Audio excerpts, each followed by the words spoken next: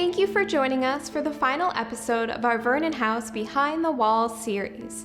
In this episode, we will reflect on what we've learned from the Historic Structures Report and what work remains ahead. One of the objectives clearly was to determine the story of the history of the building and its evolution, and also to create a reliable chronology of when that happened, during whose ownership, why might they have done that.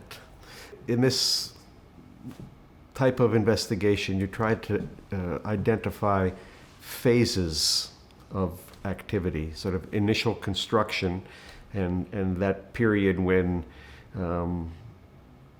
no major alterations were made. And then the next time when something major occurs to the building starts another phase, which is often tied into a different owner. And we try to assess what were the impacts, what were done in each of those periods.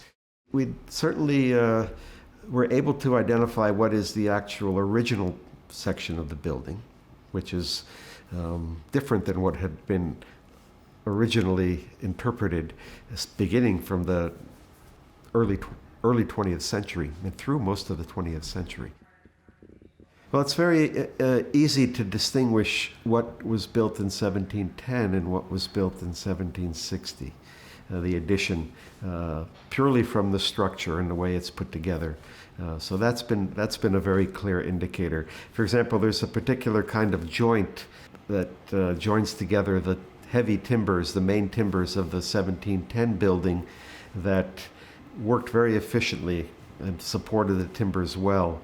In 1760, they used a similar joint, but it was missing an element that strengthened its stability. To leave off that one particular detail meant less cutting into the timber, less time spent with a chisel shaping the timber, but it was stronger.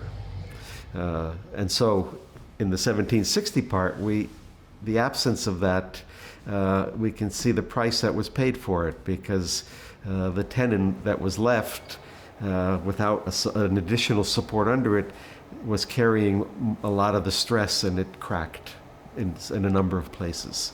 We've documented the paint history in every room, and it tells us a lot about color schemes, about the tastes of the people who lived here, and it also has given us clues to whether some elements have been replaced or altered, because if they have a different number of paint layers, then that tells us that for some reason they were not painted consistently throughout the rooms. What's most fascinating to me is that the first generation and second generation colors are bright, strong, beautiful colors.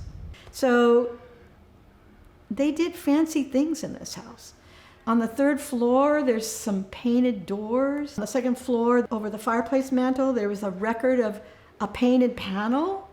The room upstairs from us was a bright, bright green with a glaze on it, so it's a very shiny green. Then, as time goes by, Vernon period, and then into the Charity Organization Society period, it's tan, off-white, off-white, off-white, off-white, off-white, off-white. And then it isn't until we get to the Maganini period where they start to try to reconstruct those brighter colors. And I'm sure that they had rudimentary ways of digging in and figuring out, oh, look, here's a blue color. Let's paint it blue. That's what happens in the late 19th and early 20th century, is that they try to recreate these colors.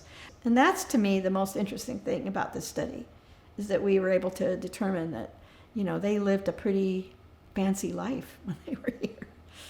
An important member of our team was a structural engineer, John Watney. He basically inspected every framing element that he could see and have access to, and did some very sophisticated calculations of load-bearing capacity, which clearly will inform how many people can be in any different room safely, which is always a factor in a building that will be public in some way. And so he has done those kinds of calculations and determined that considerable reinforcement will need to be done of certain parts of the building in order to sustain the kind of load that the Newport Restoration Foundation expects to have here. It was a grand building from its very beginning and remains so throughout its history. And it's a wonderful thing that the Newport Restoration Foundation undertook this project to understand the building fully, the way it should be understood. Thank you for following along as we uncovered some of the history inside the Vernon House. And thank you to our generous funders for making this project possible. Before we can welcome the public safely to the Vernon House, there are many structural updates required. Please consider making a donation to preserve this integral part of Newport's history. We will continue to share updates on Vernon House as our work progresses, and thank you for joining us on this journey.